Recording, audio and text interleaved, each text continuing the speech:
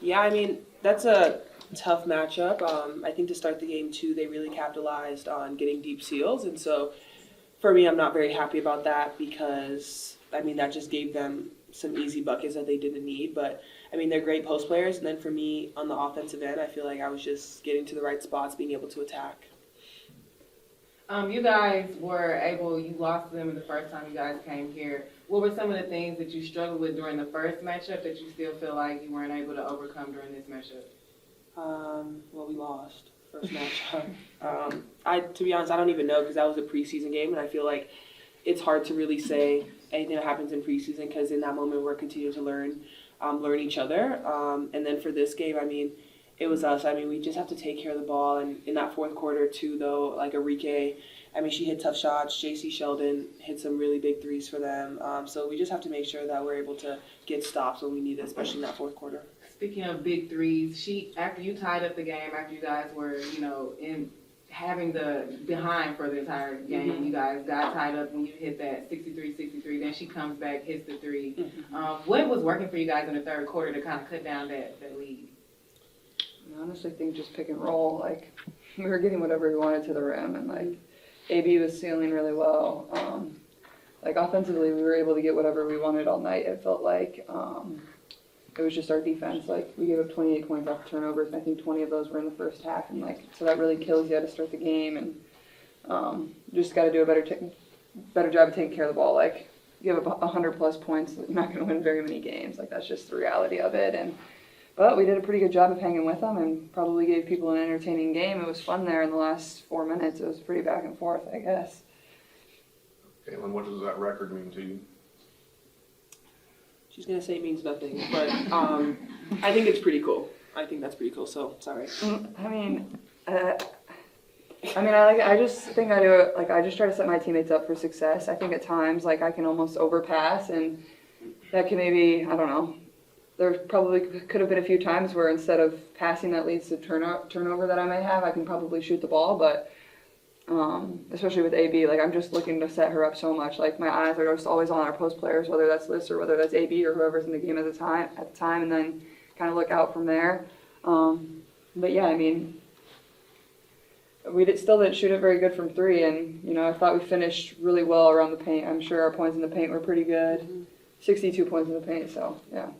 Does it lose a little bit of the shine with the loss and the late turnover, or is it something that you'll, like, when you look back, you'll savor it? Yeah, the late turnover definitely kills, for sure. It's like fine line of they were up pressuring me, so then I kind of got behind them and was able to attack, and then I tried to pull it out and kind of lost my handle while getting poked from behind. So that one definitely killed. And I think I only had one turnover in the second half, and we'd done a pretty good job of taking care of it a little better in the second half, but that one's really costly and you can't have it. So from that point, it's pretty hard to win a game once it becomes 3 possessions, and at that point we had it at 2. So that is what it is, I guess.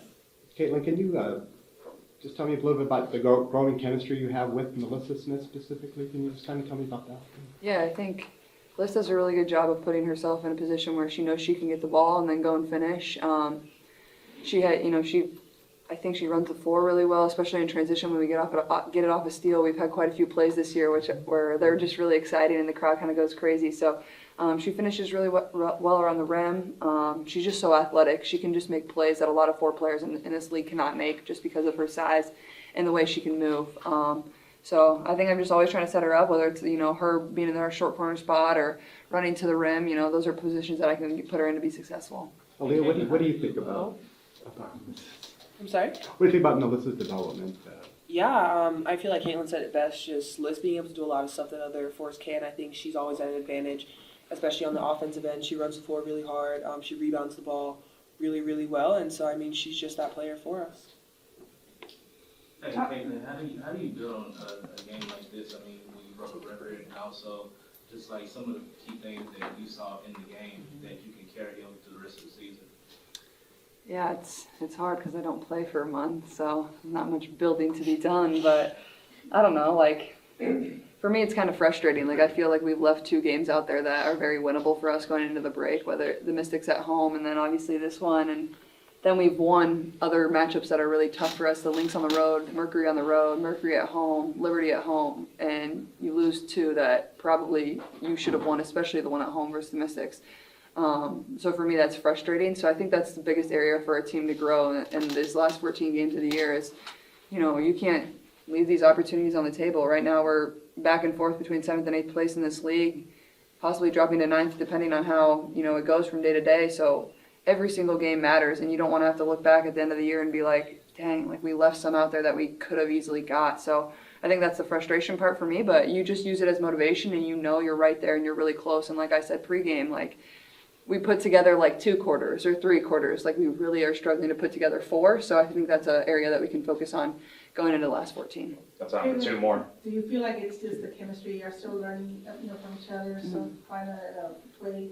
Yeah, I think it's that. I think at times our offense is really good, and then for a quarter it like gets a little stagnant, or our defense is really good for a quarter, and then the next quarter it's not as good. So I think it's just our consistency overall. But you can tell our chemistry is really coming along, and we're playing a lot better. If you watch a game from the beginning of the year, one of like our first 5 games, and you watch the game now, like you would think we're a completely different team with completely different players. So I got to give our group a lot of credit, our coaches a lot of credit for everybody just really buying in and continuing to improve. And our goal is obviously to get back to the playoffs. Haven't been there since 2016, and right now we're in a position to do that. So that's exciting, and that's something to build off of. But at the same time, we just know we can be so much better, and that's what we're looking forward to. Last one's going to come on Zoom. Alexa, go ahead.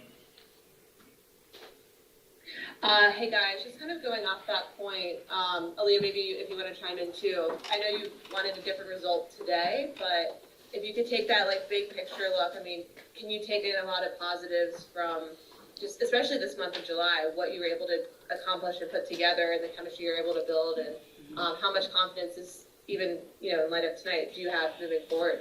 Yeah, I mean, we've won some pretty big games this month, and I think that shows that, one, we can compete with the top team in the league, but I think it also shows that we have to be ready every single night. Like I think Caitlin said it best, like 2 games that we definitely dropped that we should have won, but I think just looking into the remainder of this season, like when we come back, we just have to be ready to compete, because these are the last 14 games that we have, and we are trying to make it back to the playoffs, and I think we are in a good position, but we just have to make sure that we're able to capitalize on all these games. All right, thank you, everybody. I think turnovers, when you give up 28 points off turnovers, you take all that away. You take all that away. And then we just have to be better defensively, especially to start. We gave up 27 in the first and second quarters. I mean, that's just, we just have to be better with that. But to me, it's the turnovers. 28 points off our turnovers. Just don't give yourself a shot. What was the message at halftime about the defense? Because you went out on a 17-9 run, I think it was, in the third quarter. Yeah, I feel like the third quarter was by far our best quarter. We can't have so many of just 1 quarters or 2 quarters. Like you gotta string 3.5, 4 quarters together.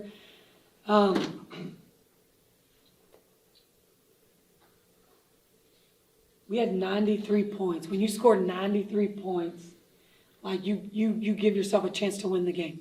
And then when we go back and watch, you're going to see so many wide open shots that we missed. And that, that's just, we've just got to get in the gym and work and make sure that we're able to hit those wide open shots. AB, 28 points in the paint. I mean, we had 63 points in the paint. But we have to get stops. I mean, that bottom line, you've got to get stops. You've got to play defense in this league. They hit 3 big threes late in the game. JC Sheldon had 2. 1 was off us in a red situation, and then she had another one when we didn't do what we were supposed to do on a side pick and roll, and then Odyssey had one that bounced all around and fell in. So they just hit big shots late. We played defense late. They just hit some big shots. Coach, Caitlin talked about kind of the frustration about dropping 2 that you feel like y'all could have won the Washington game and then won tonight. What are some of the things you'll look at from those 2 games over the Olympic break as you prepare for this playoff push after the break? Yeah, our starts, just, the Washington game, we didn't show up until the 4th quarter. We showed up in the 3rd quarter today, so we've got to figure out how to fix that piece of putting it together for 4 quarters. I mean, knowing that every team in this league is good any night, and you've got to be able to step up. And again, I mean, we put up 93 points. We were getting what we wanted offensively. We've just got to get it. We just got to be better defensively. Hey, Coach, if you can rate anything, or like Caitlin's game, just seeing her over the time that you've coached her, what are some things that maybe is going underrated about how she plays? I mean, obviously she scores the basketball, she can facilitate, but is there anything that we could know about, like, what's underrated about her game? What's underrated about her game? I'm gonna stick to what's positive about her game, man. I mean, she had 19 assists tonight. Like, I can't, like, that was a WNBA record. I mean, she has the ability and her vision to see things, and we're just getting better and better as we play with her to be on the same page with her.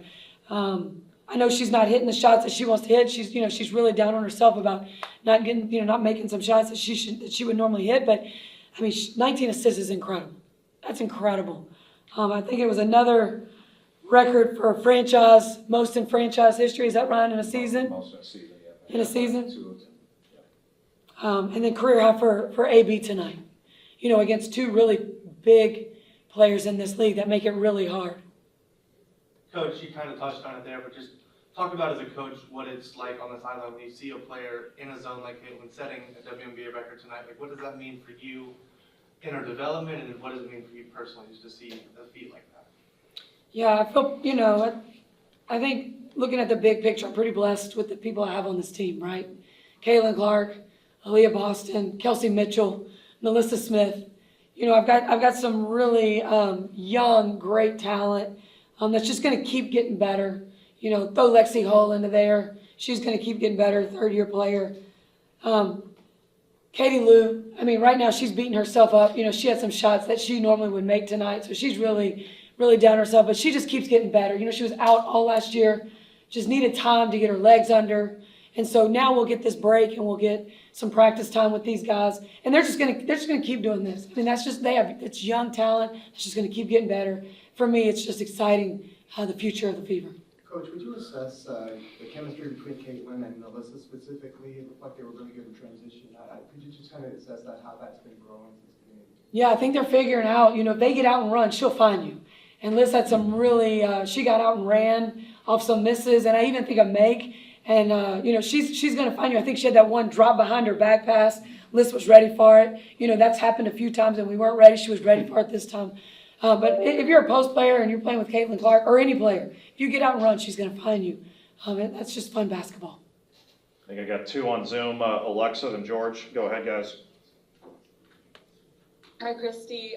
Just was curious, I know you're probably still in game mode coming off of tonight, but when you think ahead to the Olympic break, what does the schedule, I guess, look like for you, all the priorities of making sure everyone, including for your staff and yourself, rest, but getting back in the gym and working on the things like defense that really matter to make that playoff push? Yeah, we're gonna, this group of people, from players to staff,